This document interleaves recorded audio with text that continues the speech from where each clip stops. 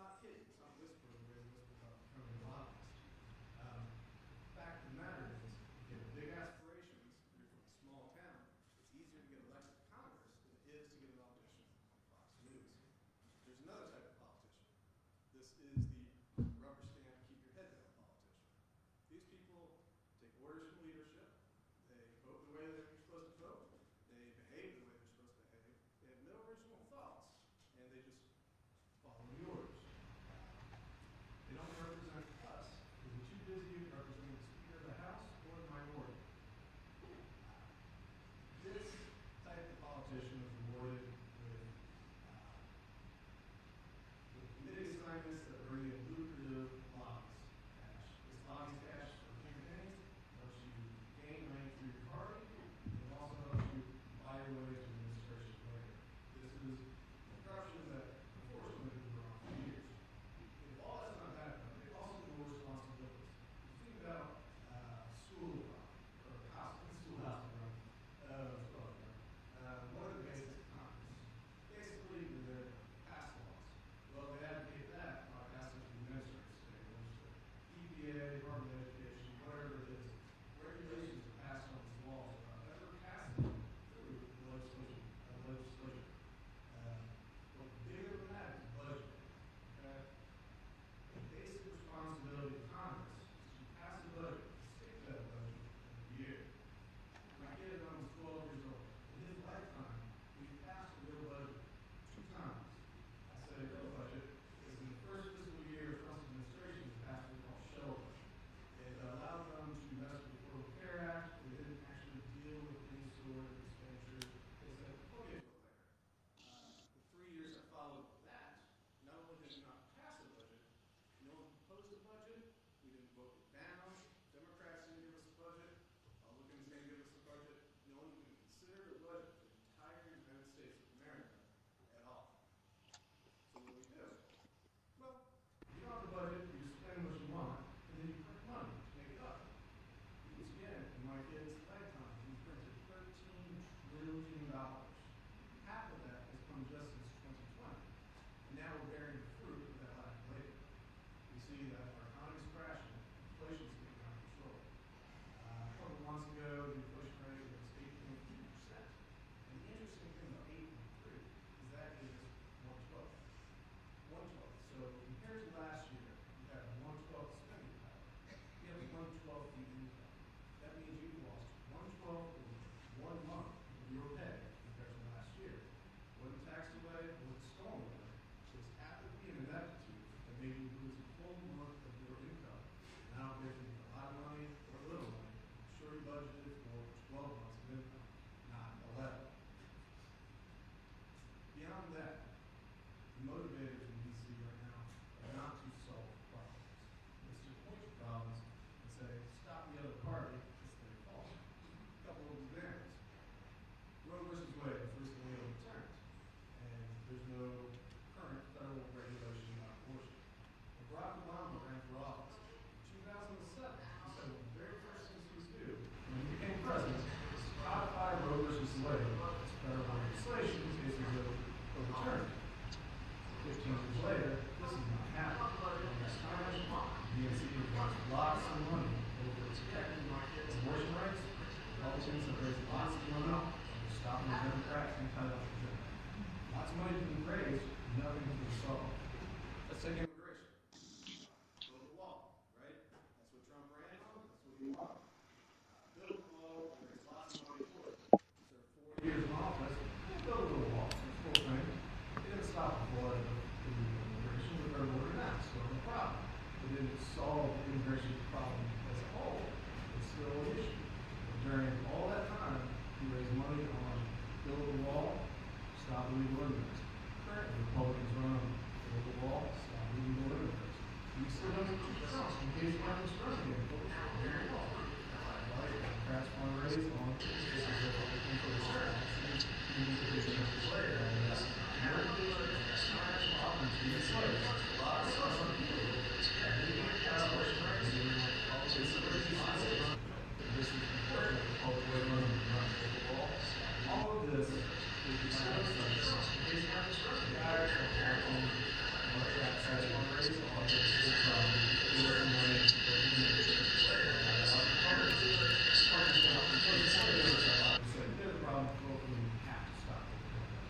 What I would like to do is boring stuff.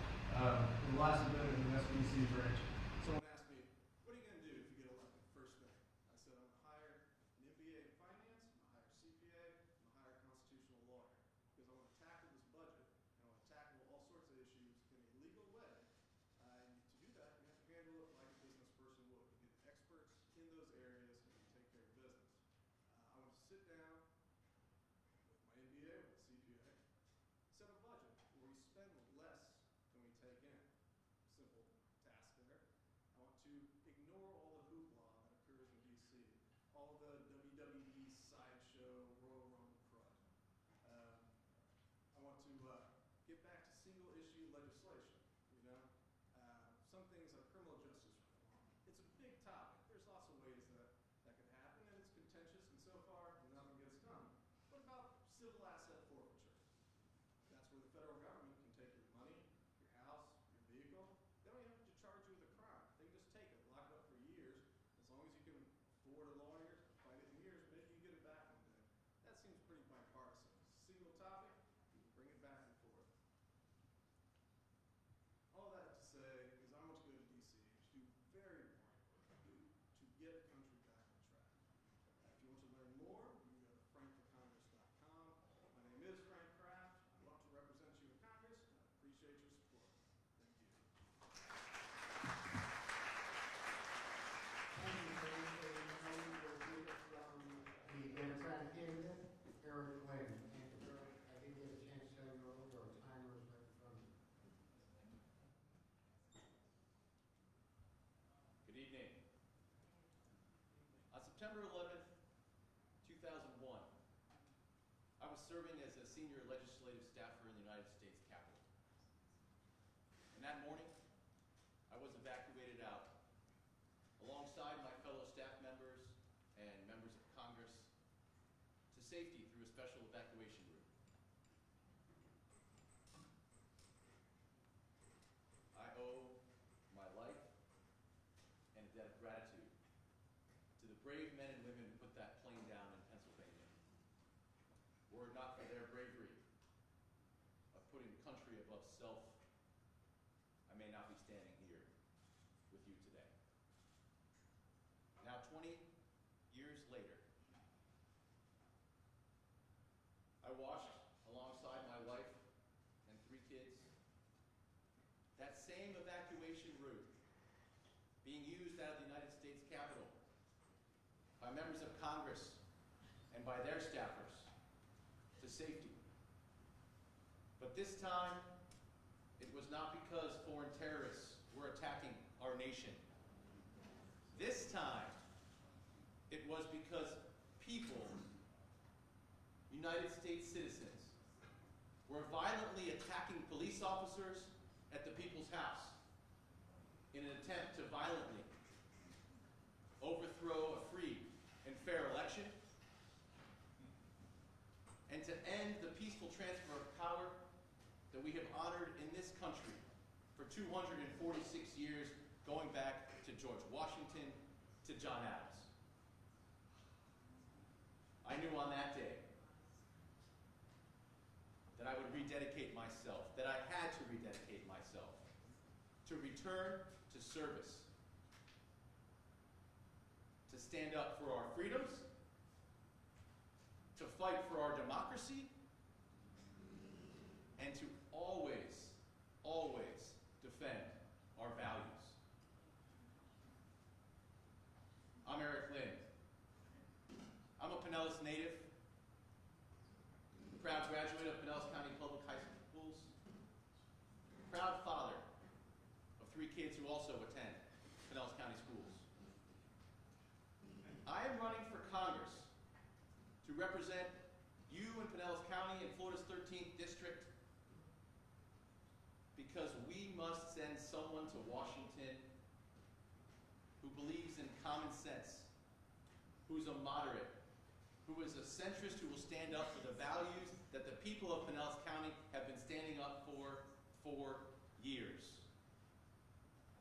I'm proud in this race to be endorsed by the Independent Party.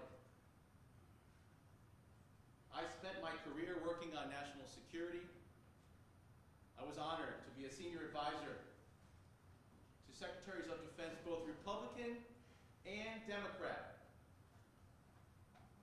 advising our troops and our military leaders, because our national security, our troops and our veterans, is not a partisan issue.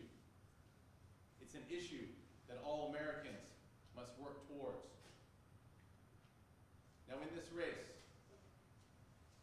I am honored to be endorsed by Republicans, Democrats, and independents. Everyone who endorses me in this race does so because they share my belief and your belief that we must reject extremism on all sides.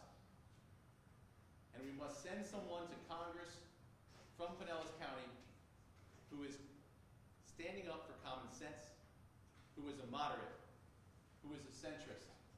And I am here to share with you this evening that I will always fight for those Pinellas values. Some of those Pinellas values that I will fight for include a middle-class tax cut, because small business owners and working families need help in an economy like this one. I will always stand up and fight to protect our environment. Not just because it's the right thing to do to protect our beautiful beaches and waterways and wildlife, but because it's the right economic decision for a Pinellas County with a tourism economy. I've spoken with too many businesses, hotel owners, hotel workers, restaurant owners, restaurant workers, and all of the supporting businesses that have been hurt too often by things like red tide, the worst red tide we had in 50 years last year. Our environment is an economic issue. I will also always stand up to protect a woman's freedom to make her own healthcare decisions with her doctor. And finally, I will always stand up for our troops, for our military, for our national security, and for our veterans. Just recently, there was a bipartisan bill passed in Congress known as the PACT Act. What that bill did was help veterans who are sick from having worked in toxic burn pits in OEF in Afghanistan and OIF in Iraq. After years of fighting to get the support, service, and assistance that they need, the bipartisan bill was passed. Yet unfortunately, as many of you know, my extremist opponent in this race, Anna Luna, publicly stated that she would vote against our veterans and vote against that veteran support bill. That is inexcusable. That is wrong. That is not how you support veterans and how you support a community here in Pinellas County with over 80,000 veterans living right here next door. I also want to share with you that I'm disappointed this evening just like you are. Anna Luna has again refused to come share her views with the voters and the people of Pinellas County in the 13th District. I challenged her to debates. The Tampa Bay Times and the Bay News 9 set up a debate. I accepted. She refused. The Chamber of Commerce set up a debate. I accepted. She refused. The people of this county deserve to hear the views of someone who wants to represent you in Washington. I say here to you again, Anna Luna, come share your extremist views with the people of Pinellas. Let them know what you want to represent in Congress. I am running as the common sense moderate in this district. I'm Eric Lynn. I ask you to please go to ericlynnforcongress.com, and I am asking you for your vote. Thank you.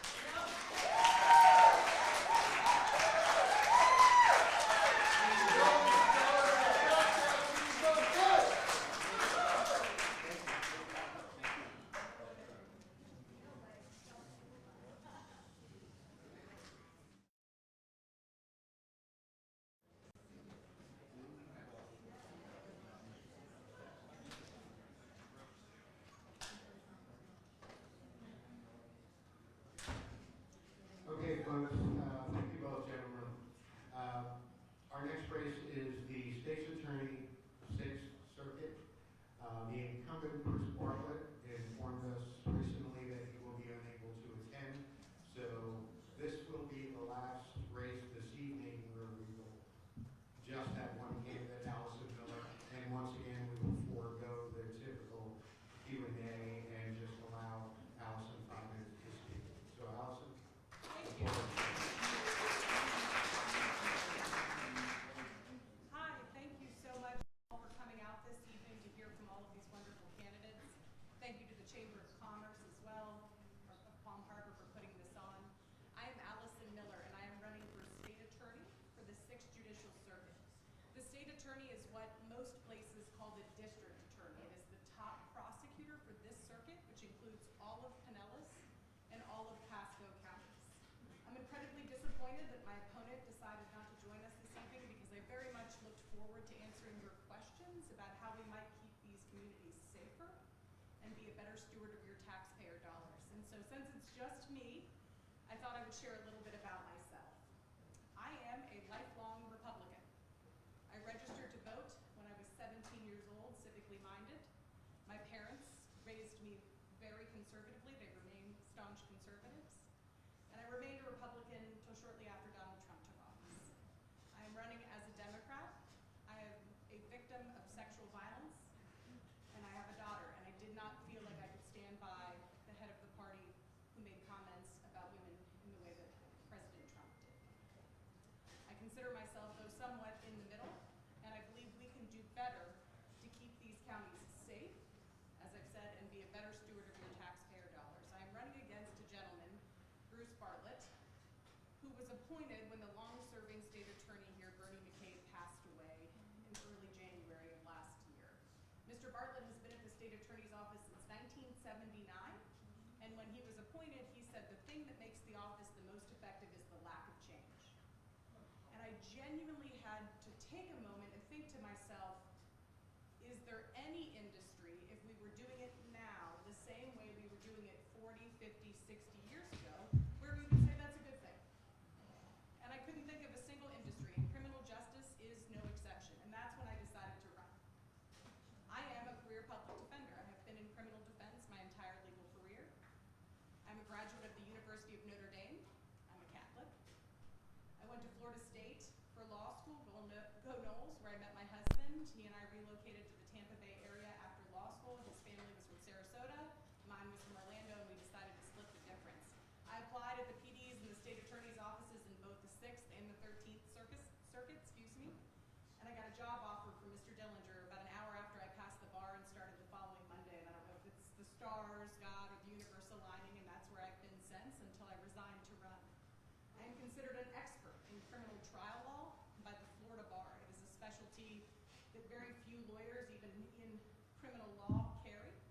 There is no such thing as an expert prosecutor or an expert criminal defense lawyer, just an expert in criminal trial law, and I carry that distinction and my opponent does not. When I resigned from the public defender's office to run, I was supervising 2 of the 3 offices, both of our offices in Pasco County, and defending all of the capital or death penalty cases in both counties, so I have management experience and experience handling the most serious cases that you can possibly contemplate. I think most important to know about me, though, is that I'm a mom.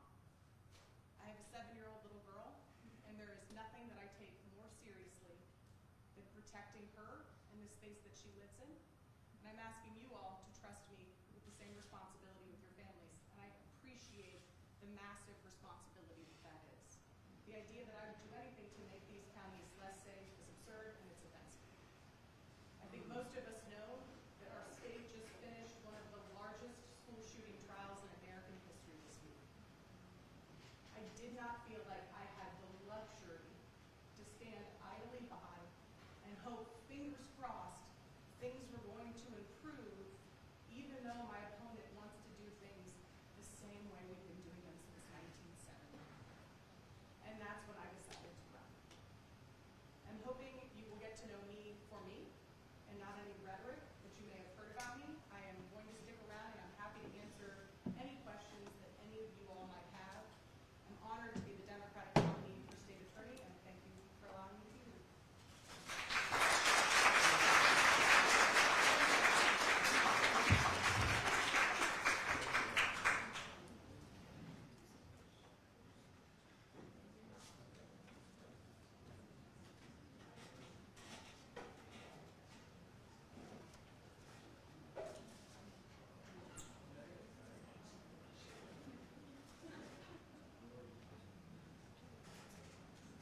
Okay, folks, our next race will be Florida Senate District 16, featuring Senator Ed Hooper, the incumbent Republican, and Amar Lionheart, who is making his way up here. We will have 20 minutes opening statements, followed by a series of questions with either 1 or 2 minute responses, followed with a 2-minute closing statement.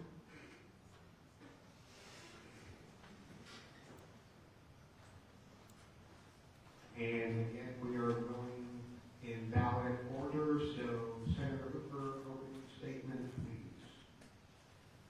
Good evening, everyone. And first of all, Dr. Caluso, thank you and CNCN for carrying out to inform the vote. Marcus, good to see you again, sir.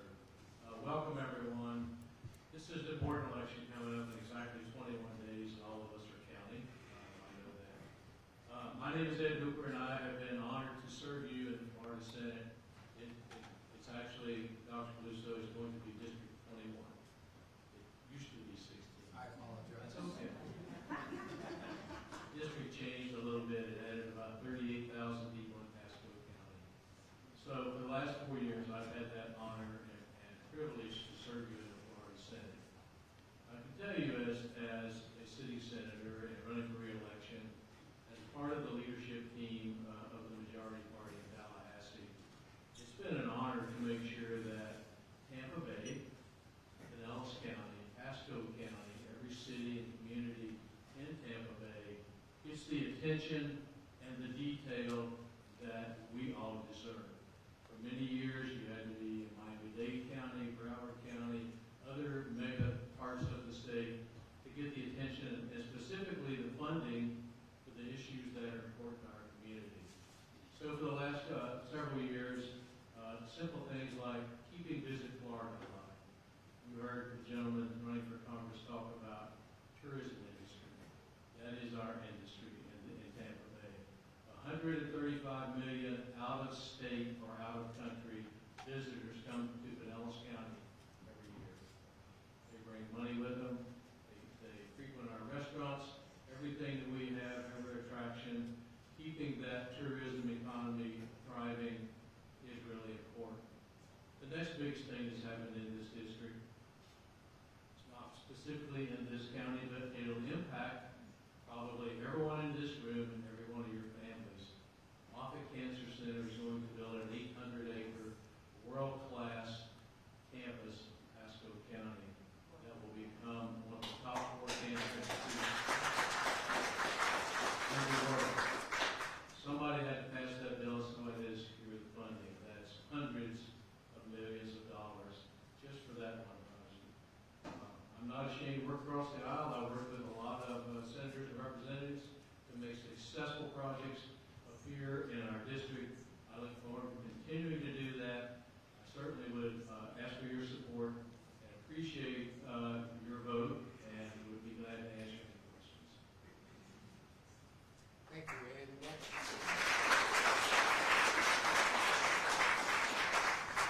Next up is Amara Lionheart. Greetings, everybody. My name is Amar Weinberg. I am running for Florida State Senate District 21, and I am a public school educator, and I would like to discuss some of the issues that are really important to our movement. First, we are proposing a lot of economic empowerment for our small businesses. We believe in putting Florida first, making sure Floridians are taken care of, and also investing the appropriate amount of resources to each and every one of our sectors and industries. As it's been mentioned before, tourism is actually one of our economic staples.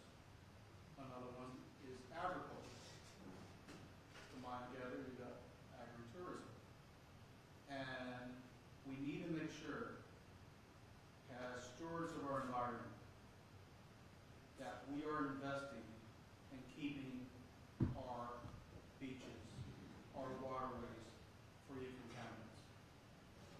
sure that companies that are destructive, specifically one, which I won't mention, which was actually responsible for Pine Point, was supply funding to many politicians to make sure that their crimes against nature, the rise we're seeing in a lot of cancers and other issues that our communities are facing, I will actually take on companies that are destructive to our people, to our state, and to our industries. Second, I believe in education. Education is very important to our people. We must invest in professional certificates. We need to make sure that we're getting people to work and making sure we're investing in our youth so they're able to fill those slots, such as welding, carpentry, and high-paying union jobs that are able to contribute to our economy and empower it. I would love to have your support come November. You can visit Lionheart2022.com. Thank you, and I appreciate you all.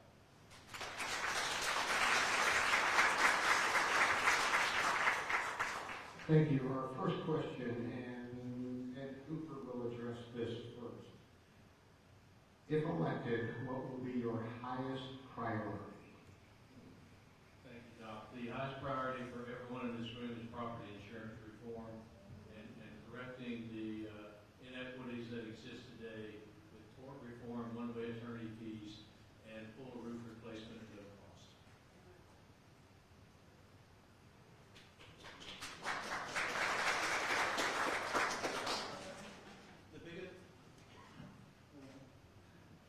The biggest issue that I will actually tackle is making sure that each and every one of our Floridians are covered with medical insurance. It is very important that we keep Florida healthy, keep Floridians full of life, so they can enjoy the extended years that God has blessed us with. I will actually make sure that we get the resources we need to empower our people so they can get the health care they deserve, not just for politicians. Thank you.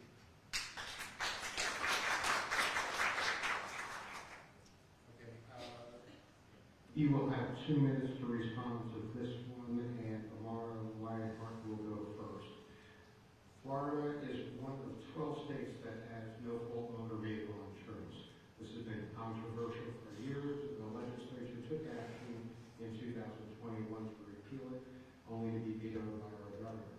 Do you think our legislature should revisit the repeal of it? Why or why not? Amara, you're up first. Correct. Something that we've seen throughout the course of our nation is lack of accountability. And we need to make sure that if you're behind the wheel, that you have the appropriate insurance to be behind that wheel. So I am for any bill that will actually hold people accountable for their actions. There are accidents that happen, and that's why we have insurance. And we need to make sure we also make sure that we drive down those prices, negotiate. As legislators, it's our duty to serve the people, to make sure that we get the best deals for them. And I really believe that, like I said, accountability is a big issue, and we need to support any legislation that holds people accountable for their lack of action. Thank you.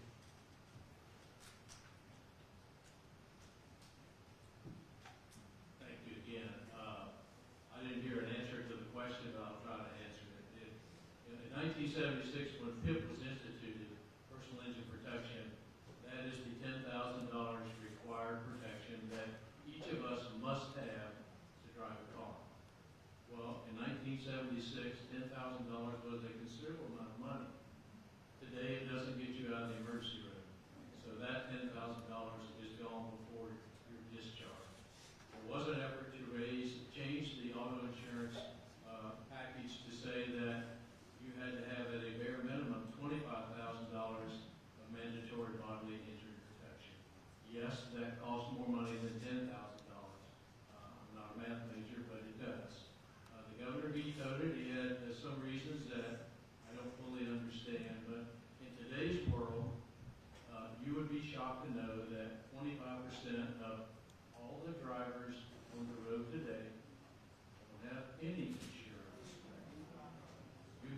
to the buy here, pay your insurance company, make 1 month's payment, go get your tag, registration, and never make another payment, they don't come get your tag. That's just wrong. We're all paying for that. So I'm in favor of revisiting that issue in the next session and continuing to go forward with at least a $25,000 minimum bodily injury policy requirement.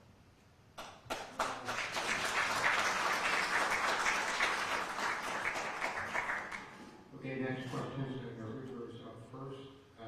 As we all are aware, illegal immigration has become a significant national issue. Should the Florida legislature address immigration, and if so, how?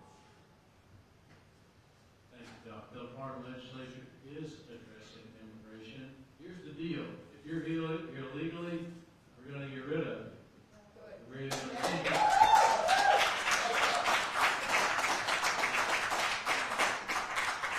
Try to go into any other country on the face of the earth illegally and see how that works out for you. This is a country that welcomes all. It's a country that has historically welcomed people from all over the planet to come to this country and be part of the American dream. There's a process to do that. And it doesn't take long to see what's happening in the Rio Grande River, to see the marches through Mexico. Look, if you think you can walk from Guatemala to the Texas border and not be supported by somebody with food, water, and money, that's a long walk. So I'm in favor of anybody wants to come to this country, do it legal. We'll welcome you with open arms and hope you become a certified U.S. citizen. But if you're here illegally, I'll be glad to participate in whatever way it takes to make sure you get sent back to where you came from or to somewhere that is a sanctuary state.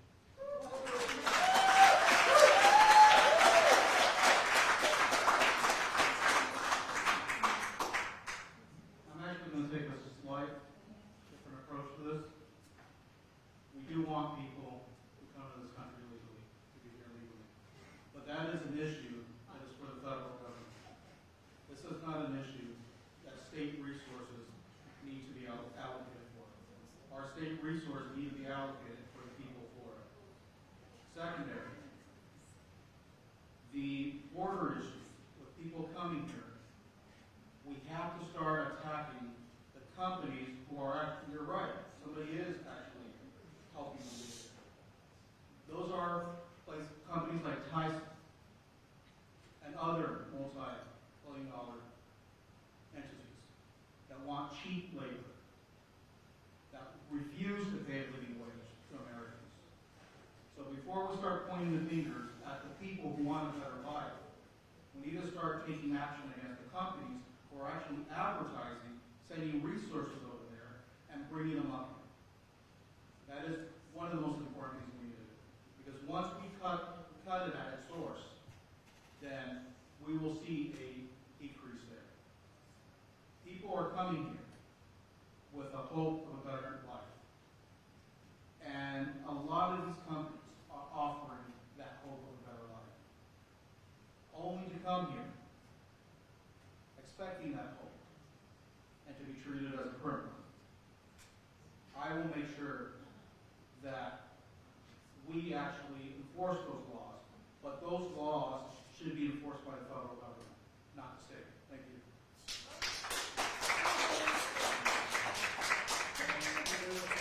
Okay, our next question, and Amara Lionheart, you are up first. What, if any, changes would you propose regarding Florida's K-12 education system?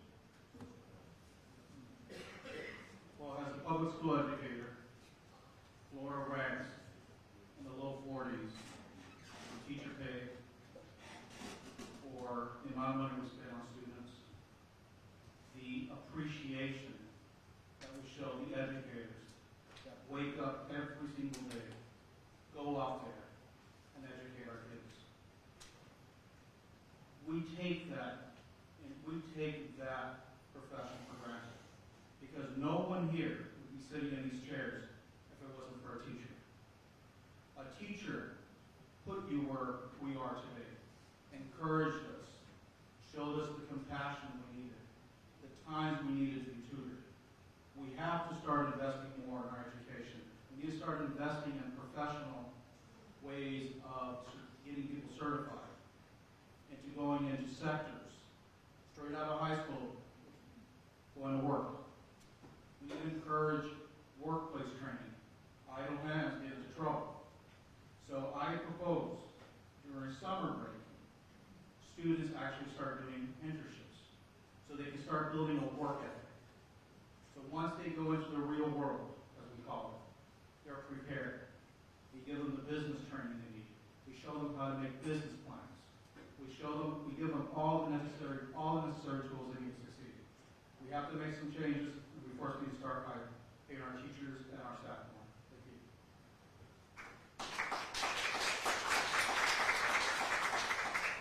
I'll start by saying for 28 years I was a professional firefighter and fire officer, and would run into burning buildings without any hesitation at all. I wouldn't be a school teacher for any amount of money on the face of the earth. What a tough job. There was a time that the teaching profession was underappreciated in this state. They used to be 40th in pay. They're not anymore. Our scores for our kids were at the bottom of the list nationally. They're not anymore. We're in the top 5 in student scores across the nation. Our teachers now have starting pay of $46,500 to start on day one. That's about $20,000 less than it ought to be, but it beats the heck out of what it was 2 years ago. So we're working on it. Our school system, K through 12, has gone through an amazing process of focusing not on sending every student to college, because every student doesn't need to go to college. You can come out of high school today with an apprenticeship level certification and a broad spectrum of occupations that you would like to be part of, and go to work and start earning a salary right out of high school and have no student debt as you go along the way. Our schools are in great shape. Parents are involved in our education. Parents get to choose where their kids attend school. This school system has become one of the shining stars of the country's school system. Thank you. Next is Senator Hoover. You are first, even with the most recent special legislative session on property insurance. Availability and cost of insurance continues to be a crucial issue. What specifically would you propose to lower the high cost of property insurance? Thank you, Dr. Plusso.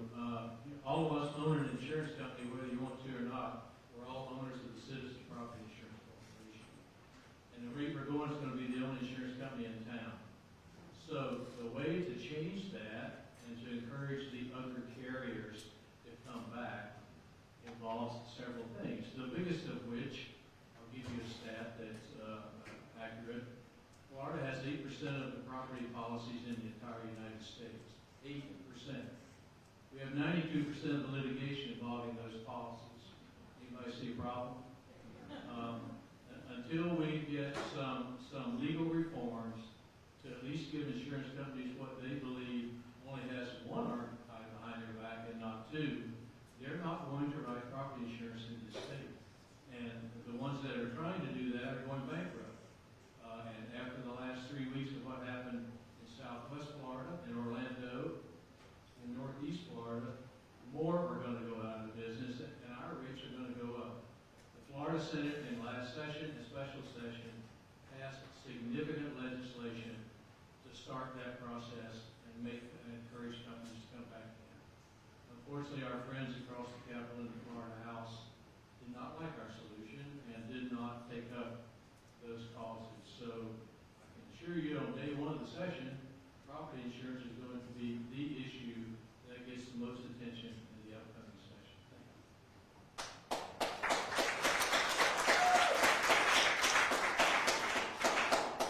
Okay, thank you. And that is it for our question and answer period. Oh, you didn't answer. Well, we are almost done with our question and answer. We'll hear from Amara Latimer. Right. Well, it's true, it is the most pressing issue that we're facing. That hurricane, Ian,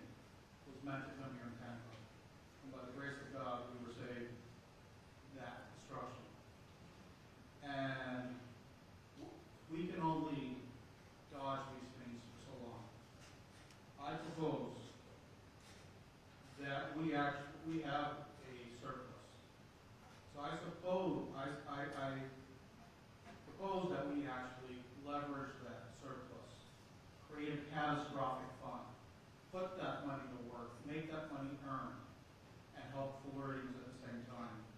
Another aspect of this is the majority party, which is sadly the Republican Party in Tallahassee, has been there for over 30 years. You can't blame the minority party when there is a supermajority for all of the issues that we're having, when all we've done is give millions and millions of dollars to the insurance companies, and they're leaving. They're taking our money, and they're leaving. So it is time to actually start holding people accountable. Exactly what we talked. That's going to be a theme of my tenure, holding people accountable for their actions and lack of actions. So insurance is very important. We need to create a catastrophic fund. We need to find ways to actually bring back those insurance companies. We can't make a business operate, obviously, by the force of government. But we can actually negotiate and make those terms as beneficial for the people of Florida as possible. Thank you. And now that concludes our question and answer for Senate District 21. And we will have 2-minute closing statements. Amaro, you are up first. Thank you. Thank you very much. I really appreciate you all taking the time to be here. I am blessed and grateful for your time, and I want you all to learn more about me. You can't put me in a box. I am not a liberal. I am not a conservative. I'm an American. And I'm going to put Americans and Floridians first every single time with my policies. And secondary, I would love for you to support me. We need fresh ideas. We need fresh blood in Tallahassee. We need to invest in technology, longevity. I want the seniors of our state to have as much time with their grandchildren and their loved ones and their friends. We can do that. We can offer it. So please visit Lionheart, Florida, 2022.com, and thank you so much. I appreciate you all.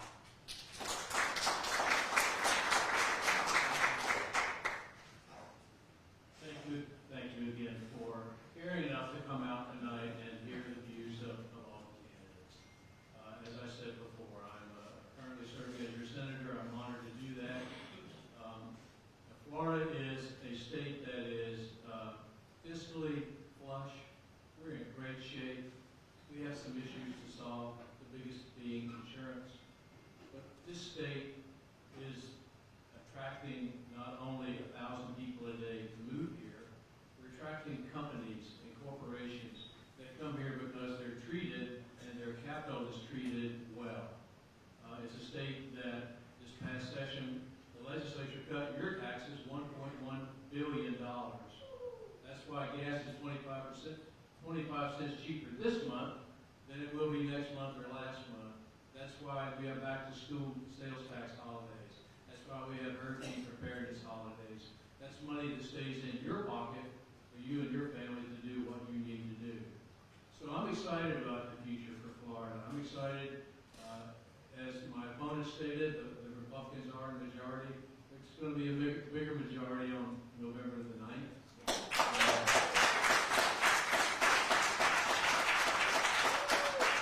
And I think it's important to have someone who understands the issues of the community, of the district, of the state, and has been solving the problems instead of having ideas that were never going to work or never going to get heard. Send someone to Tallahassee that can still continue to serve you and make this the best place we can possibly hope it to be. And thank you for the opportunity to speak tonight. Thank you.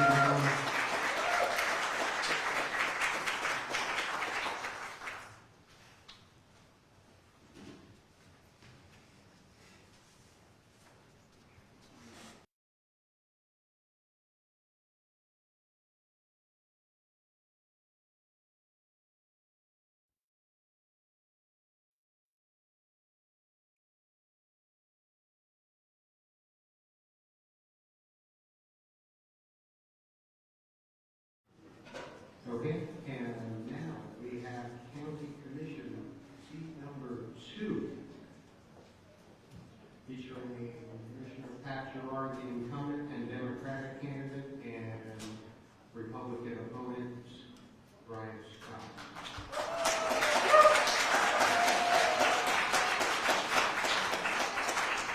We will begin with 3-minute opening comments. Commissioner Gerard, you are up first. Thank you all for being here tonight.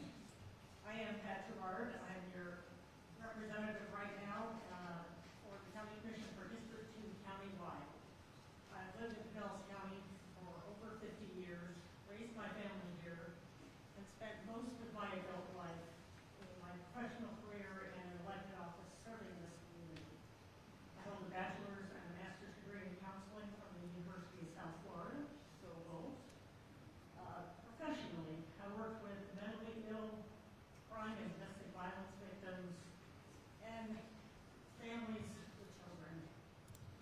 Through my work in those fields, I realized that decisions that are made about funding for those important services, for essential services for our families, have everything to do with who's in office and how they feel about carrying out their responsibility for our citizens. I first ran for office in 2000 because I realized that I had the knowledge and the experience to bring to bear on those issues, and I still believe that. I served 14 years on the Largo City Commission, 8 years of that as mayor, and first ran for the County Commission in 2014. I'm proud of my time on the County Commission. We have a balanced budget, the lowest per capita debt ratio of any large county in the state of Florida. And our tax rate, and we've lowered our tax rate twice in the last 2 years. We now have the lowest general fund and millage rate in 31 years. Let me say that again, the lowest millage rate in 31 years.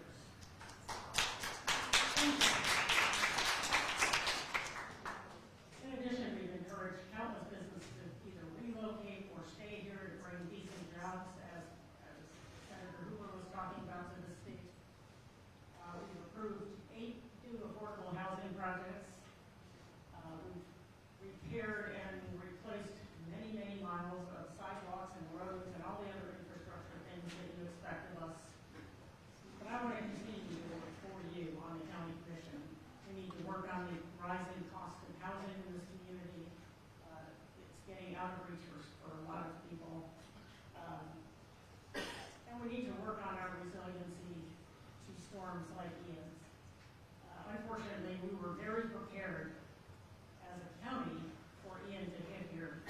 We called it a mandatory evacuations 2 days before the storm hit below us, and we had 350,000 people that were supposed to evacuate where they were. We had 9,000 people in our emergency shelters. That's frightening, because if you look at the pictures of what happened south of us, we have a lot of educating to do. So thank you.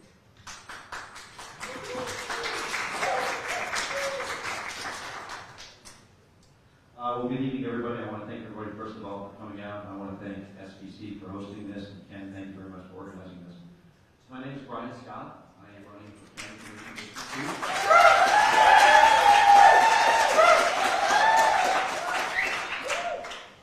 I am a first-time candidate. I'm a business owner. I'm a 40-year Pinellas County resident. I'm a political outsider, and I'm running to bring common sense business decision-making back to the Pinellas County Commission.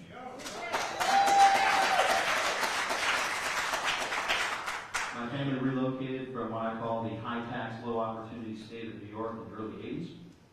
Yes, I am a recovering New Yorker. We started a small business called Escott Bus Lines in 1983 with 2 minibuses, and the dream of if we worked hard, we could have a better life. And we did. And back then, my dad did the driving, my mother took reservations, and my sister Pam and I, who's back here in the audience, we were the bus washers. We washed buses before school, after school, probably during school a few times on weekends. You get the idea. We got our hands dirty, but the hard work paid off. In 2008, we purchased the business from our mom and dad, and we own it, and we operate it today. From those 2 minibus beginnings, we now operate 70 vehicles. We have 140 employees. We have operations in Largo, Orlando, and Miami. So I know what it means to sign a paycheck in front. I know what it means to make day-to-day very tough business decisions that affect the lives of 140 employees. Throughout my entire career, I've always felt a strong desire to give back. I did that early in my career by stepping up and volunteering for any leadership industry position I could find, from being president of the Florida Motor Coach Association to leading national and international groups, to testifying before Congress, and even being the president of an insurance company for the past 4 years. And then I turned my attention to putting time and energy into my community by volunteering for 4 locally appointed boards: the local coordinating board for the transportation disadvantaged, the Citizens Advisory Committee for Forward Pinellas, the Parks and Conservation Advisory Resources Board, and then most notably the Pinellas Suncoast Transit Authority Board for 6 years. And as a person who makes their living operating buses, supports 140 families doing that, I can tell you those decisions that get made in that boardroom you can only make with other people's money. I voted against tax increases and wasteful spending. So as a county commissioner, my focus is affordability in Pinellas County. We have to get our taxes, we have to cut wasteful spending. And since 1986, there's only been 3 years we've had a full rollback rate on the millage. So for 34 out of the last 37 years, we've had a tax increase, and I think that's wrong. We also need term limits for county commissioners. We also have to focus on transportation infrastructure. We have a backlog of road maintenance projects that we have to accelerate. And there's no reason for it when our reserves are overfunded. And then lastly, as a runner and a triathlete, my wife and I have literally run and cycled tens of thousands of miles on Pinellas County roads. We want to do that in a safe environment, and we want to be able to do that breathing clean air, clean water, and have a well-maintained park system. Thank you.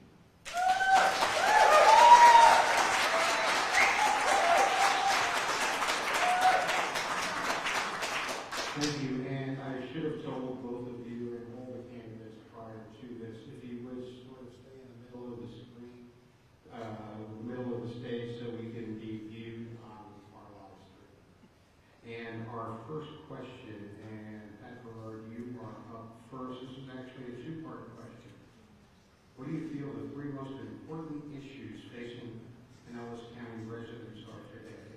And the second part of that is, on the issue that you feel is most important, what specific ideas do you have to address? Well, I think the most important issue is the rising cost of housing in this community. And we have been working on the rising cost of housing for many years now. We've built a number of affordable housing projects. We have many more in the pipeline. And I think that's an important thing we need to do. After the storm 2 weeks ago, I think the second most important is being prepared for storms like this. We are examining everything we did during the storm, everything our emergency management crew did, and they will be trying to improve that process even more. And like I said, I think probably a lot of that's going to have to do with public communication. People did not take it seriously, in spite of the fact that over 100 people were killed south of us. Probably the number is growing. The third thing I think is transportation. We have set aside a part of our millage in the last budgets to deal with our ongoing transportation problems. We have 700 miles of roads that we're responsible for, and hundreds of miles of sidewalks. I'm sorry, they can't all be repaired in one day, but we continue. We have a backlog. We're continuing to try to update our systems as well as come up with new projects that will ease the traffic concerns that everybody has a problem with.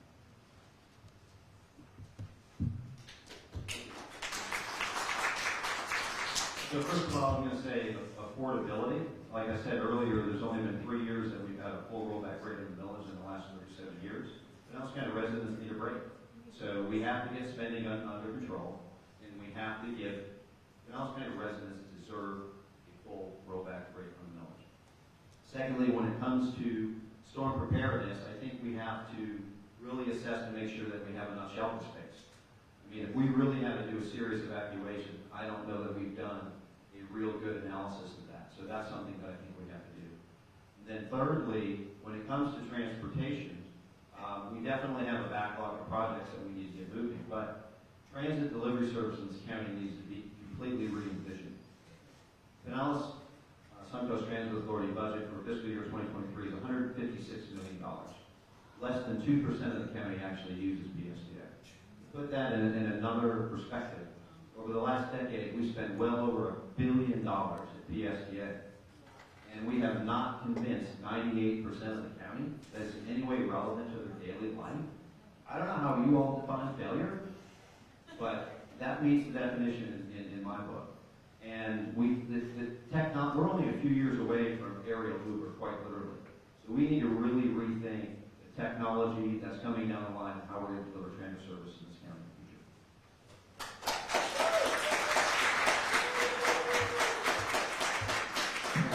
The next question, and Brian Scott, you are up first. Do you support term limits? Why or why not? Absolutely 100%. I do not believe a professional political class should exist anywhere in the United States of America, and certainly not in Pinellas County, Florida.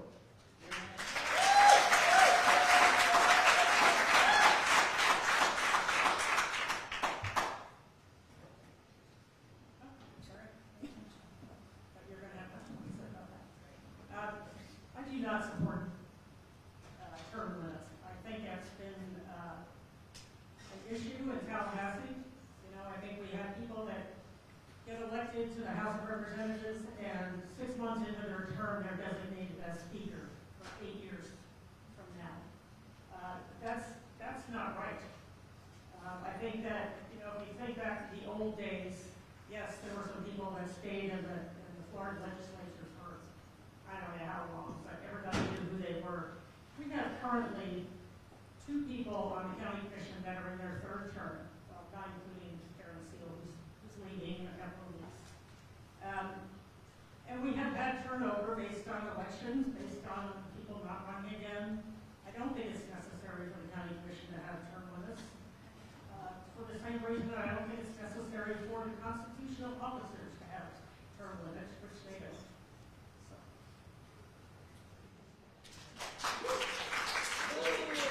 Thank you. Our next question, and this, we'll go to Pat Muir first, and then Brian, you're going to give a slightly altered version of this. In November of 2021, Dallas County Board of Commissioners formally adopted an updated flood vulnerability. That action has the potential to have catastrophic economic impact on the property values of many of our residents. This map was recommended to the DOCC by staff and did not include an economic impact study. As a commissioner, did you support the adoption of this map, and are you willing to have discussion to reconsider that action and align more closely with the recently updated FEMA map, which is adopted by the DOCC in August of 2021, which differs substantially? Well, yes, I'm more than glad to have to adopt the FEMA maps. They were not in place when we adopted the one that we had. I believe they have changed things around quite a bit. This area of the county is and has been found to be much more vulnerable to flooding and to catastrophic storm surges than it previously thought. If a storm comes up Tampa Bay, you're going to have a problem up here. And we know that. That's why we ordered evacuations in many of the areas in this part of the county. So yes. Okay. Brian, your question is, do you support the adoption, do you support the adoption of the map in 2021 with DOCC? And are you willing to reconsider the action and bring it more closely to the FEMA map, which adopted also by the DOCC in August of 2021, which differs substantially?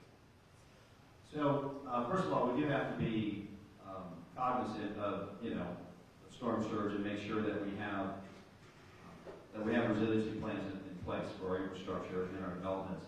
However, I don't know how you can make an informed decision on something if you don't know what the price tag is. So, I absolutely would support an economic impact study to find out what that is going to actually cost down the road.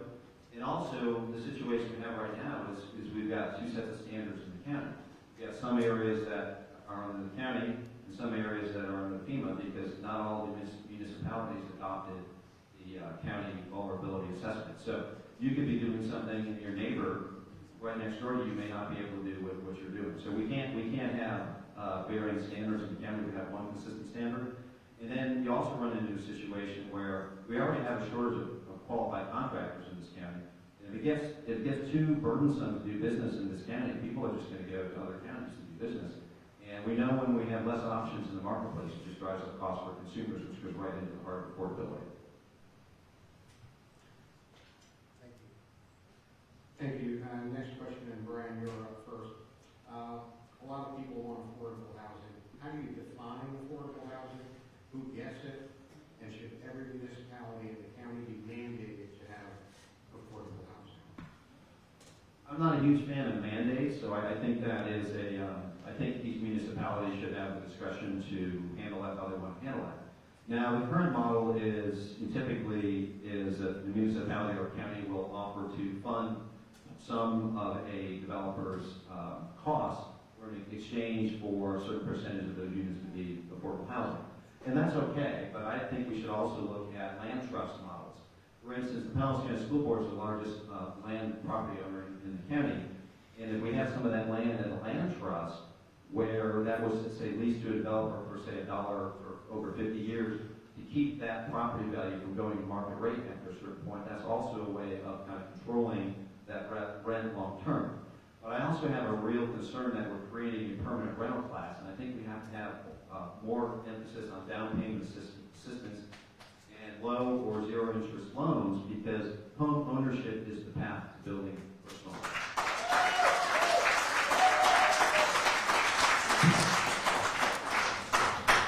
Well, I agree, actually. I do think that homeownership is the goal, and we work very closely with Habitat for Humanity, who offers 0% mortgages. They will be probably building 70 or 80 homes this year with our help, which will go to low-income families. Affordable housing is actually a federal designation of a percentage of the median area income, and that's the way that we use that term. People that qualify can pay no more than 30% of their income. And when I talk about affordable housing, those are the kinds of deals that we're funding, and largely in complicated arrangements with banks and other funding parties and the state of Florida and the developer themselves. Those are very hard to put together, and we will help anyone who wants to do that. And by the way, we do have a land trust in Pinellas County.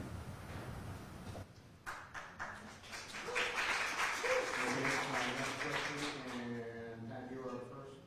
Should we pursue keeping the Tampa Bay Rays in Pinellas County, and if so, at what cost? Well, that's a big one. I believe that the Rays are an important aspect of our community. What they think of as competitive county across the Bay has 2 major league teams, and we have 1. They're all wonderful teams, but they create an environment and a feel for this metropolitan area that's growing and is alive. I don't know what the cost will be. They haven't come to us yet with an ask. We certainly are not going to pay 100%. We won't even pay 50% of the cost. Matter of fact, at this point, I think we're talking less than 25% of the cost. Those funds will come from tourist development funds. Those are bed taxes that tourists pay, and they are set aside specifically for those purposes. If we end up funding the Rays to stay, that's where the money will come from.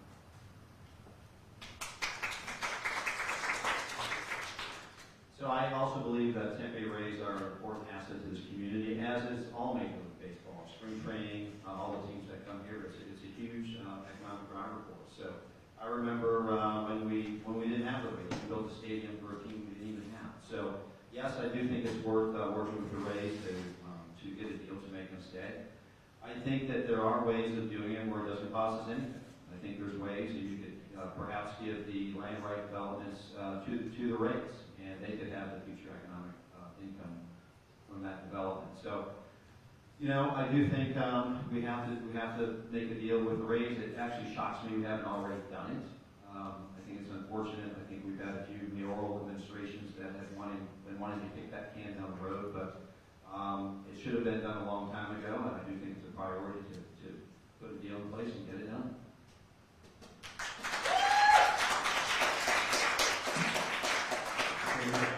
Brian, you're up first. How do you define transportation issues facing Pinellas County? And how would you prioritize the efforts to utilize available dollars to solve the many challenges? Well, so number one, we have a lot of road maintenance and resurfacing projects that have been deferred, and we need to kick that in high gear. I mean, I noticed it. We all drive on the roads, and I'm sure we've all noticed that. Particularly when we've got a situation where our county reserves are overfunded.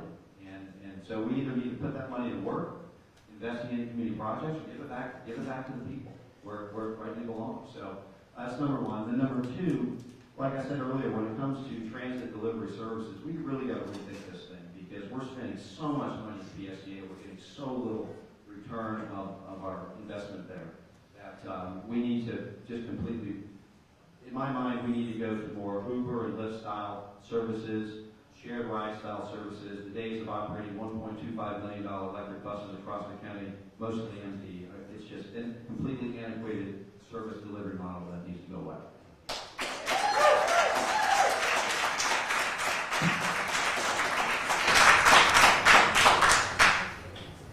Thank you. Fact of the matter is that the people that need PSTA need PSTA. It's a public transportation system for those who do not have cars, but need to get back and forth to medical appointments and work and other places that we all go. It's easy to say that we should cut our staff and cut the routes, but what we need is more. Right now, excuse me. Folks, please be respectful of our speaker, and if you want to run for office, you are more than welcome to come up here and speak. Otherwise, let's listen to our speaker. Thank you, sir.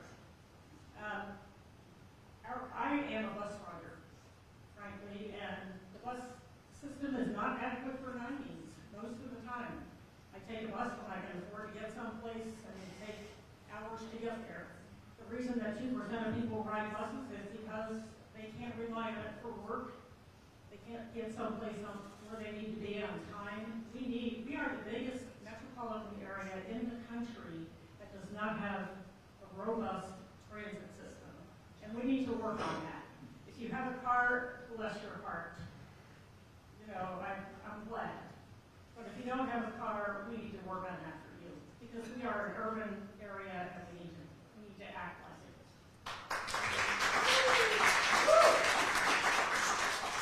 Our last question, and Pat, you're up first. Our property appraiser reports a 13.1% increase in our property values, equating to a $12.9 billion increase in Pinellas County.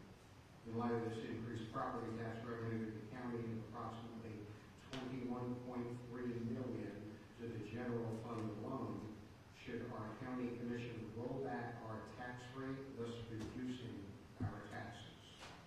Well, actually, the county commission has rolled back the tax rate 2 years in a row. We have the lowest tax rate, we have the lowest tax rate in 30 years. And most of those years were dominated by Republicans.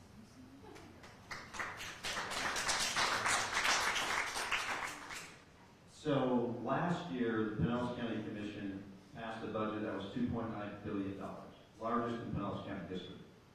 This year, it was $3.4 billion.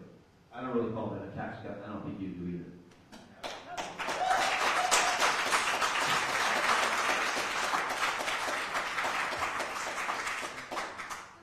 That was our final question. We will now have closing remarks, and Ryan Scott, you're up first. I almost said Rick Scott. It's not the first time that's happened.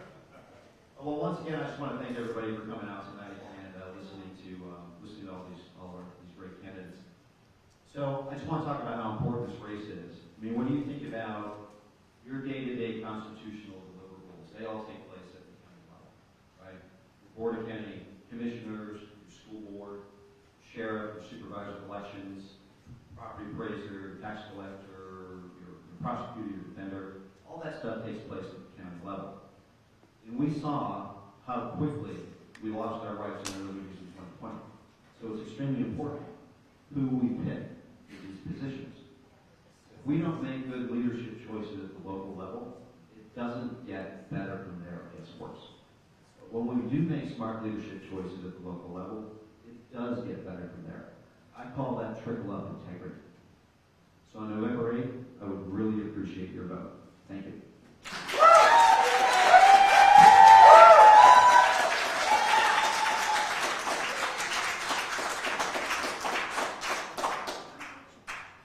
Thank you.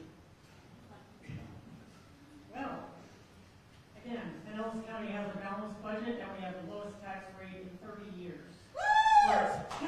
Thank you. We're expanding our transportation, we're expanding our services, meeting transportation needs, and investing in the future. We live in paradise. People are going to keep coming here whether we like it or not, and I know some of you don't like it. Unfortunately, we can't put a wall over the border. We have amazing parks and libraries and police, fire, and emergency medical services 24/7 that we handle every day at the county level. We have improved services substantially, and we're going to keep improving those services, and we're going to keep your taxes low. I will put that record, my record, up against my opponents any day. This county thrives on practical and decision-making every single day. We make a lot of decisions, and they can't all be based on political rhetoric. So, I'm Pat Gerard, and I would love to have your vote on November 8th or before. For more information, please go to gerard4pinellas.com. Thank you.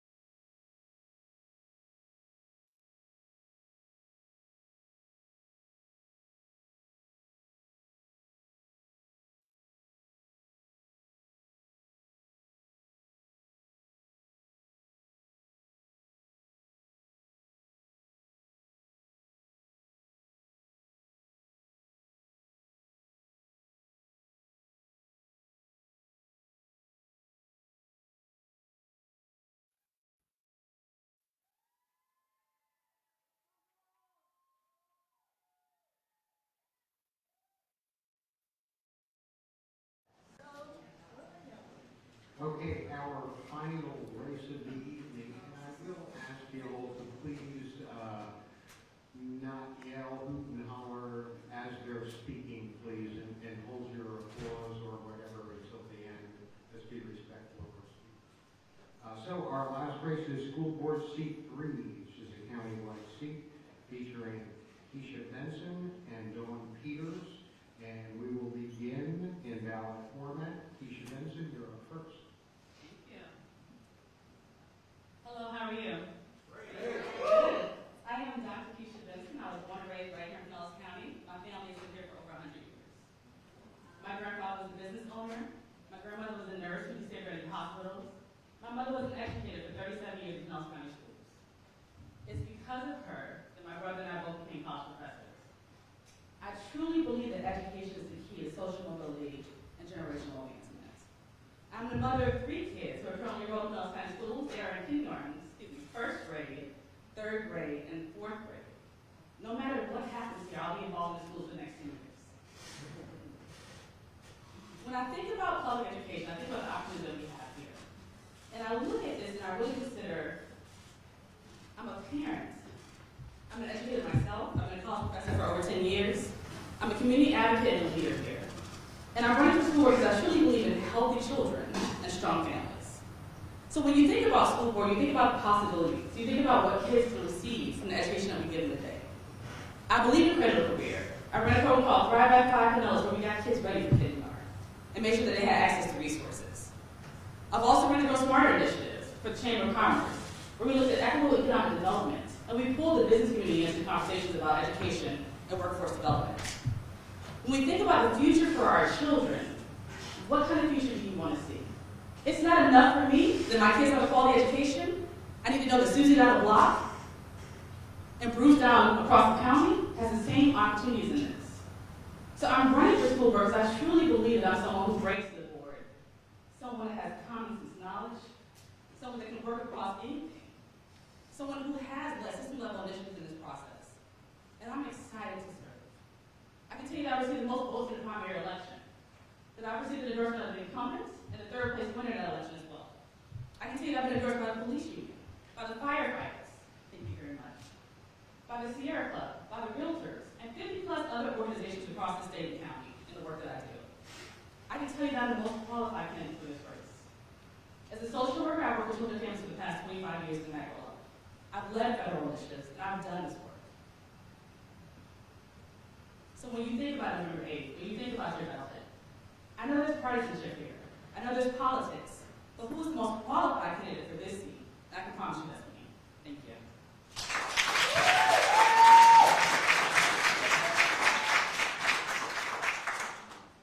Good evening, everybody. My name is Dawn Peters. I am candidate for Pinellas County School Board District 3 at large. I am not a politician.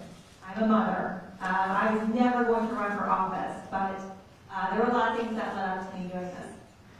I'm a Florida native also. I moved to Pinellas County in 1996. I had a career in property management for multifamily housing for 15 years, which is a job that had a lot of different levels of experience for me that will benefit you when I'm on the school board.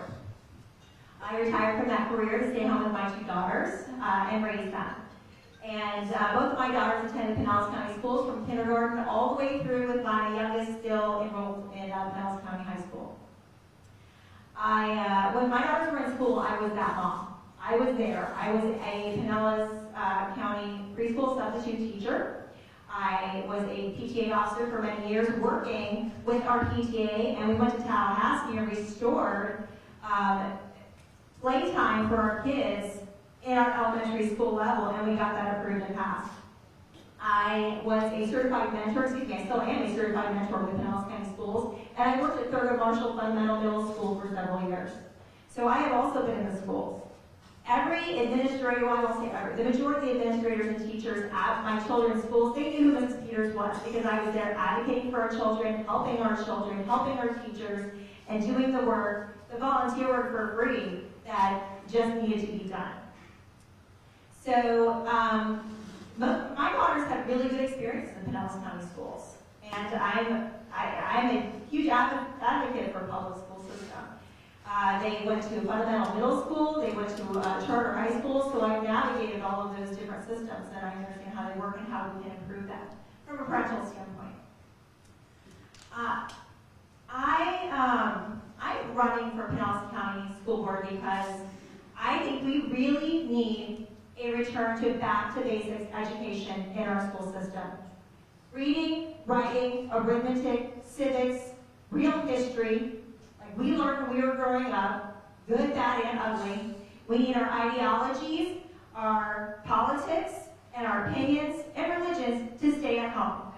Academics at home, academics at school. Ideologies, opinions, religions, and politics at home is very simple.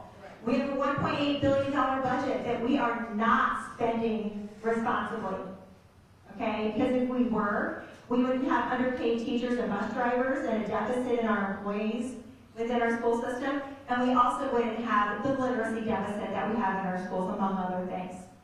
I'm looking forward to answering the questions that you guys are going to ask us tonight, and I think that I am the best candidate for Pinellas County Schools. Thank you.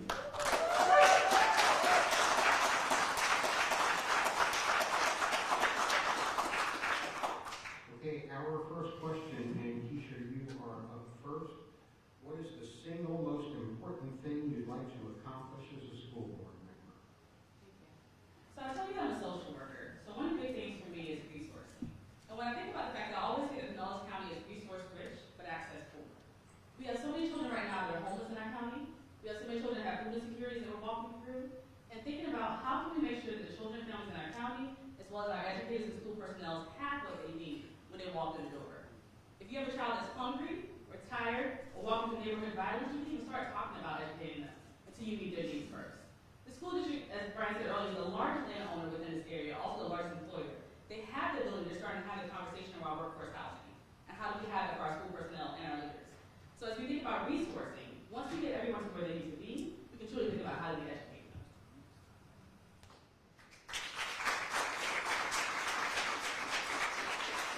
Can I repeat the question, please? What's the single? What is the single most important thing you'd like to accomplish as a school board member? I want to improve our literacy rates in our school. In 2014-15 school year, our Florida Department of Education released a report that showed that our third grade reading efficacy was 53%. That is absolutely unacceptable. Same study was, same results were released in the 21-22 school year. 53% reading efficacy rates for our third grade students. In 8 years, what have we accomplished? We are spending money on equity programs of $1 million. Why aren't we spending that money on reading programs to help improve the reading of our children? If they cannot read, they cannot do anything else. They can't do any of the other subjects. They can't move on to eventually apply for a job. Reading has to be forefront. Why is it not? That is the number one thing we should be looking at as a school board. Education needs to come first. What is happening in our brick and mortar schools, and then we need to move up and not start up here in our district and then move down. We're doing this wrong. Things are not improving. Situation is not improving. I have mentored our children in our Title I schools. Their life is unimaginable to most people. It truly is, and it's heartbreaking. And there were days that I would cry. But they won't get anywhere if we do not give them the proper basic education that you are paying for with your top tax dollars first.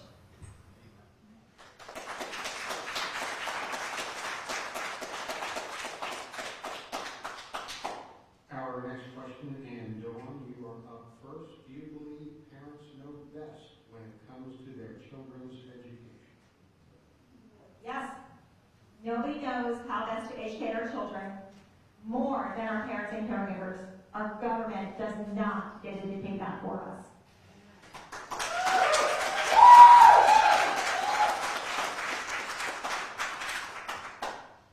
So I think about education and raising children like a village. And for me, when I think about that village, I think the school education part is a huge part of that.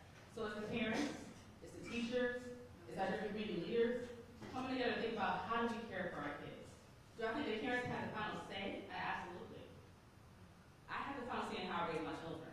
But I also believe that people have degrees and they're educated for a reason to come into the classroom. They have experience and expertise. And I think we must value our educators for what they bring to the table and respect them and understand what it really means and the hard work they're doing in this process.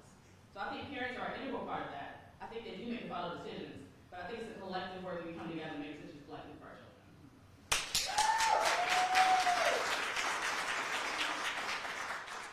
Okay, our next question, and Keisha, you are first. Do you support Governor DeSantis and the Florida legislature's overall education agenda? Why or why not? Thank you. So the governor put out a 10-point education agenda. And on that agenda, there are some things that I agree with completely. But there are also some things that I question and I want to think about more. So one of the things talks about a robust civics education. The civics education curriculum that the governor is talking about right now, they wanted Hillsdale College to have a conservative agenda with a political agenda for our civics education. If you look at that curriculum, you will see there's controversy across the country about what's being taught right now and how they're taking history out of schools. So if we're talking about a robust civics education, then make sure that it's truly robust for all children. Another part of that piece talks about critical race theory. Critical race theory is taught in law schools, it's taught in graduate programs, and I want to see how we found education for it. And I see head shaking. Do we have data in Florida to show the CRTs in our schools? I know that's really important to people, but do we have the data to show it? And if so, those have those conversations. But I think we have laws and things that create for problems that we have not shown that we have yet, then that is problematic. Another part of that agenda talks about engaging parental rights. And when I think about parental rights, whose rights? I'm a parent. Are my rights considered here as well? So when we truly think and consider this, if we're talking about we're having a school district that is non-politicized, socioeconomic status, gender, identity, can come to school and learn, then we have to make sure they're respecting all parents. And we're having those difficult conversations that even when we don't agree, that we can still talk about it. So for me, I do think there's some things that are really valid in the agenda, but I question some of these things. And even when it talks about, I will never shut down a school, I'm a social worker, I'm a public health person. I see the data around disease mitigation. Show me the data, let's have the conversation, and then make decisions in real time. I can't blankly say I will never do something following the agenda. Thank you.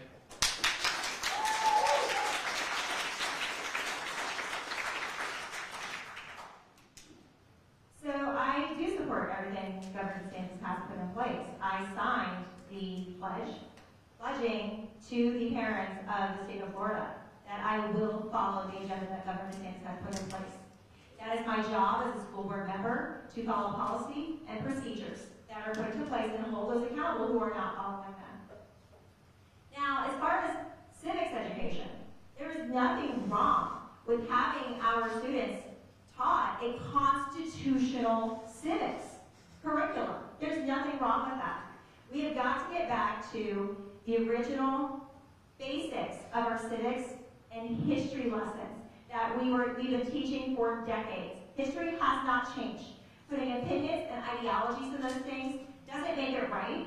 It makes it your opinion and your ideology, and that's what needs to come out of our current history and civics lessons and many other lessons that we have. When people want to talk about CRT, CRT is in our schools. It is there. But people want to see a book that says CRT, and that is not where it is. It is actually being taught to our teachers to teach it in the messages, in the classroom, in every subject, and it's not just in Pinellas County schools, it's statewide. But they will continue to do it until they are held accountable, and we actually have, we have a lot of work to do to get those things put in place, but we have to do it the right way through all the rules that were put in place by Governor DeSantis. As a parent, if I don't like something that's going on in my school, it's my right to take my child out of that school. I do not approve of mandates and lockdowns, so if I don't like that my school isn't shutting down or locking down, or that something is going on I don't like, then I don't have to send my child to school. The rest of the schools, the children within our schools shouldn't suffer because one person is afraid or scared they can stay home. So I know that's not an option for every single person, but the greater damage that was done by shutting our schools down still has not been fully determined.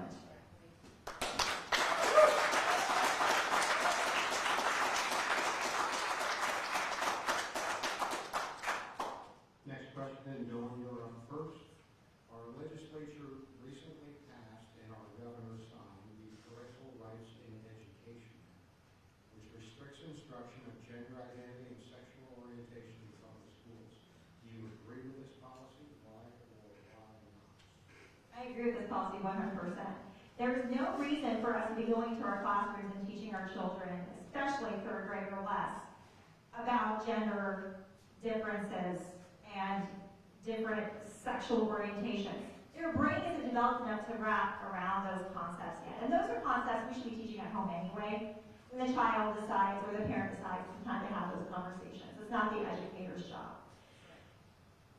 So the more labels and different types of names that we put on people and pronouns and so on and so forth, that just causes more division within our schools and within our children.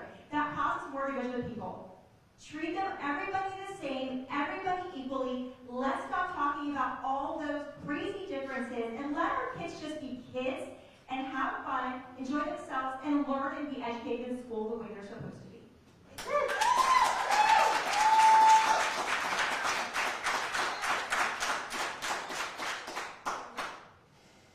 So I grew up in Pinellas County schools, and I had a robust, diverse, rich education. Some of my friends were gay. Some of my friends were Egyptian.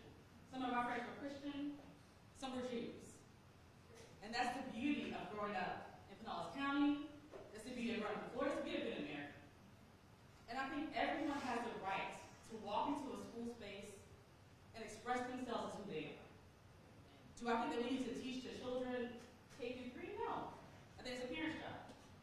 I think that we need to have conversations about the population that we serve? Absolutely. I think we need to have a curriculum, teachers, administrators that are representative of the student body that we serve in Pinellas County, and that's all children. And I will tell you on the dais, I will do that. I will represent all children in this county.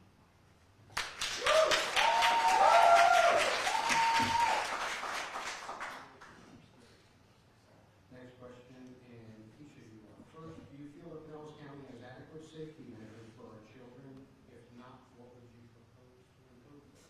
Thank you. So when I think about school safety, I think about it multifaceted. We can talk about school shootings. I think the Pinellas County District has a lot of things in place right now. They have a school plan they look through every year around school safety. They have school resource officers. I think when I talked to the school resource officers recently, they said to me, so many times we're pulled out of the classrooms for things that don't pertain to safety. So really thinking about how to make sure that we're supporting them in that process and moving forward, but I do think the district is working really hard to move forward on the safety measures. I also think about environmental safety. There are parts of Pinellas County right now where kids have been pulled off the playground because of smells in their schools. And there's so many people working together to look for what that looks like. I think we have to really think about, are we putting kids in environments where they can move forward and where they can be productive citizens in their schools? I also think about safety from a disease mitigation standpoint. You heard me talk earlier about this. We have to have dashboards. We have to have clear communication. Parents have to know what's going on in schools. And we did not have that in COVID. I tracked the data as a public health person, and the data was deeply lacking behind the school district. So we have to have transparency for parents in this process as well.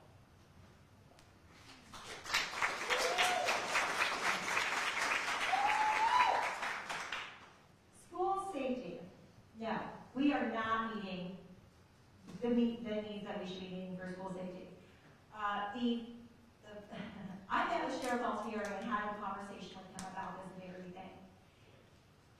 The Pinellas County School Board is doing the absolute minimum required by the state to provide school safety and security to our schools.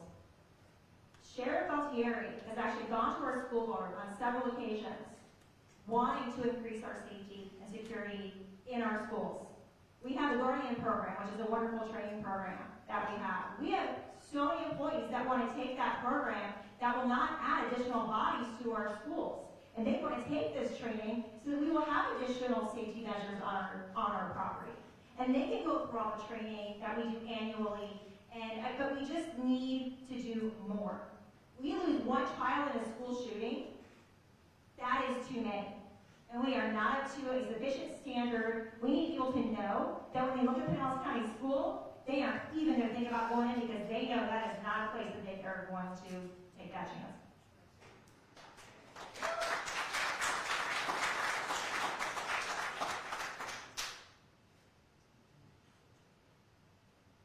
Okay. Next up, and I believe, Dawn, you're first for this. According to Florida state data, an extremely high percentage of third grade students are not proficient in reading. Why do you think that is, and what can we do about it? Because we're not making it the primary focus of what our school system should be doing. Again, educate our children.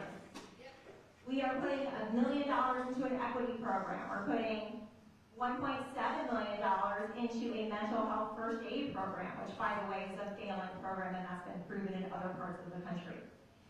We have many budget issues, We have a $1.8 billion budget. How is our children's literacy not programmed? Why are we hiring more people to go in and help sit with our children who need to read? Some kids just need somebody to sit one-on-one with them and learn to read. And we don't have enough mentors in our county. Then we need to put money into that.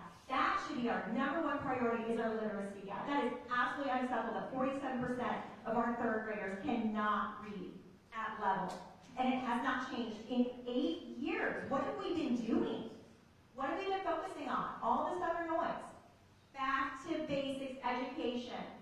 And I've been saying this over and over again. We're not focusing on the brick and mortar. We've got to start at the base. You start at the base. You start at the schools where our children are being educated. Let's look at what they need. Let's talk to the teachers and find out, how can we help improve the literacy? We have amazing teachers in Pinellas County who are leaving in droves, by the way, because they are not getting paid what they deserve. And our school board solution to that, by the way, is to bring in foreign teachers instead of looking at ways to incentivize and keep our good teachers. Okay, so We just need to focus on it. First and foremost should be the number one topic we are focusing on as a school board every single day.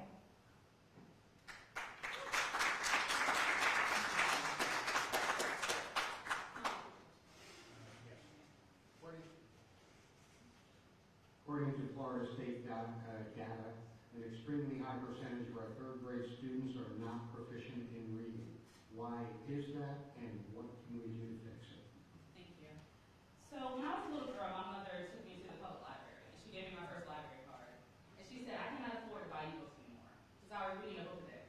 I was an avid reader, I was a voracious reader. When I think about my own children, my daughter was reading in pre-K. My son started reading probably around first grade. My little one right now is still learning. Every child is different. I'm going to think about what needs to be those children. When I ran Drive by Five, we really talked about the fact that having fun and learning as well. It's not just about ABCs and 1, 2, 3s. What do kids need when they first come into the district? So meeting parents where they are, I would say start there. I would also say there's a number of remarkable community programs right now. There's the Shirley Clark Fuller Foundation. There's the Boys and Girls Club Literacy Program. There's the Phyllis Whitney Graduate Program. So also looking at those in the community and finding how they can augment what your family is doing, what the district is doing. And let's talk about the district. The district has several programs right now around reading literacy.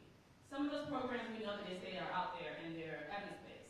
Let's talk about that. Let's look at it year after year and see what the evidence is. If it's working, great. If it's not, how do we adjust it and change it? So really thinking about what do we do to meet the needs of students, to get them excited about reading the long process. When I think about reading and what it opens up for students, I keep talking to other teachers and they say to me, it's not just third grade reading levels. It's 10th grade, it's 11th grade.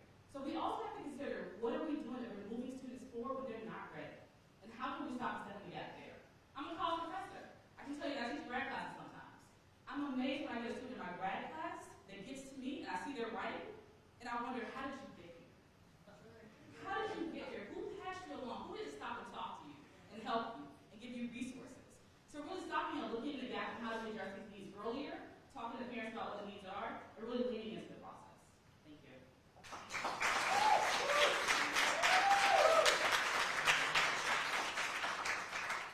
And our final question, Keisha, your first recent actions by our school board related to public comment policy have been quite controversial. Do you feel these changes are appropriate, and do you recommend any changes? So when I think about public comment, I've gone to a couple meetings and workshops and things as well, and I believe in transparency. I believe that people have the opportunity, one, to speak, and two, for people to hear what they have to say. So I do think that public comment should be televised, should be heard. I also think, though, we have to think about what does it mean to have respectful discourse? What does it mean to have mutual respect for each other? When you come in and you scream at school board members, and there's so much visual and anger, how can people hear you? So think about, for me, I always think about communication as an iceberg. Let's get below that iceberg. What are your core concerns? And how do we start having conversations around those? So I think for us to televise public comment, we also need to have mutual respect in the room. And I think when you talk about school board workshops, I know right now you have to go in and do a public records request to get the audio for that. I think that should be transparent as well. People should always have access to that information.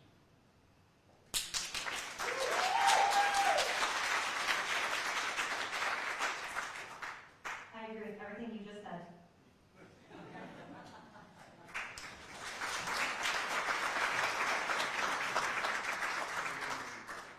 Okay, well, that concludes our questions, and we will go into our 2-minute opening comments and closing comments. And Joanne, you are up first. I assume that's what you meant. Again, I'm a mother. I've been involved in Pinellas County Schools for, 18, 19, 20 years. 20 years my daughters have been in Pinellas County Schools. I believe we need to advocate for all children. Not all children get the attention at home that my children get, that Keisha's children get, that your children probably get at home. And we do need additional resources and help and money to those children, which is something that we didn't get to talk about. But we do have schools that do need that attention, and those students shouldn't be failing because those schools need additional resources, and I think we need to get those to them. I am always going to stand up for parental rights. Whatever those rights are, whatever the majority of our parents want, that is what we are here to represent.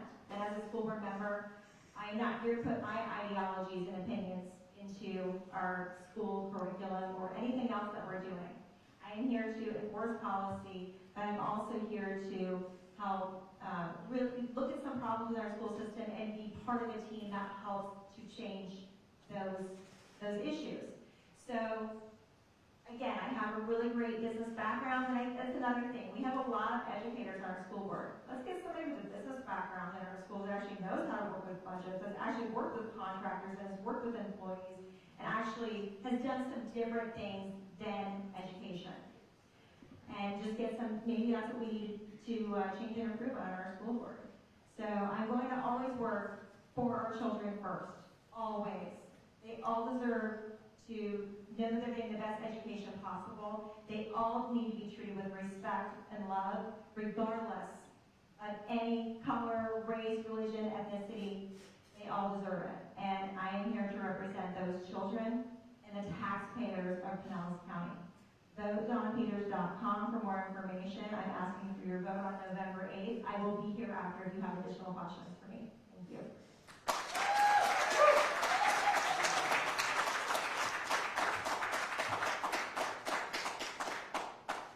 So one of my favorite quotes says, if you have come to help me, you are wasting your time. But if you have come because your liberation is bound up with mine, then let us work together. So often I hear on this campaign trail, why should I care about schools? I don't have kids in schools, or my kids are in private schools, or I don't care about education. And I'm like, your future doctors, your future plumbers, your future teachers, your future iron workers. Like, this is the future of Pinellas County. And we talk about all the issues that we see today. We talk about homelessness. We talk about food insecurity. We talk about all these things. We can start solving those problems now. If we pour into this generation, it will have generational implications to come. And now is the time. Now is the time to care. Now is the time to lean in. Now is the time to think about how do we truly impact what we want Pinellas County to look like later. How do we have simply engaged individuals? How do we have knowledgeable people? How do we have people that care about other people? We keep saying, think about social emotional learning. I know grown people that don't have the social emotional skills. We have to think about what we do now and what comes from that. When I think about school board, I think about the fact that I am a parent. I have 3 kids in the district. Day in and day out, I care about what's going to happen. And that's not going to stop. When I think about being an educator, I've been in the classroom for the past decade. I teach other faculty members about how to teach and how to engage in classroom structure. I'm excited about that work, and I love to bring that perspective to the school board. I'm a community advocate and a business leader. I've led initiatives across this county. I haven't thought about it, I haven't talked, I've done it. I've done the work with leaders across the county of Pinellas, and I'm well respected for that work. And no one in that work has ever asked me, what political affiliation are you? They care that I do a good job, and that I care about